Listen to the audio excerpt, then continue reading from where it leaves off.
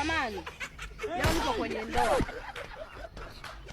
Ni mambo ya wakubwa. Kama uko mtoto mdogo upike sio. Uko mtu mzima miaka 18 20 ngapi kwenda huko. Jamani, niko kwenye ndoa yangu 18 kwenda huko. Jamani, nasema leo na nyewe wanaume, maana nyie mna mtindo huu. Yaani ndio maana mke wako anaamua tu achepuke chepuru. Sijui na maana ya kuchepuka kama unachepuka. Anachepuka chepuru kwa sababu sasa wanaofanyaga makazi wanajifanya mkazi wa ofisi, kazi wanuko bize na kazi. Ukipata mchepuko au ukipata mpenzi mwingine usiku, yaani kwenye mida ya usiku, yaani kwenye tendo pale, wewe utashughulika na huyo mtu. Utamshughulikia mpaka afu kwa mke wako. Sasa tunafika na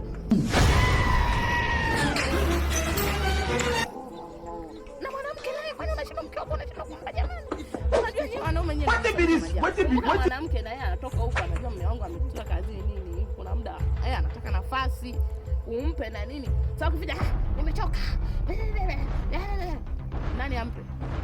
Kumwa kwenye familia, mfano kwenye mji mwanamke anafuata kitu hicho ndo anafuata. Pesa zenyewe zipo tu, ila hicho ndo anafuata. Ukishinda kumzilisha anachepuka tu. Sasa maisha yatafanya ni maisha gani? Ila ukienda huko mwanaume, sasa nimeshaona naenda huko semaji unajitaka chapu. Paka wakati utasifiwa, ila kwa mke wako tu.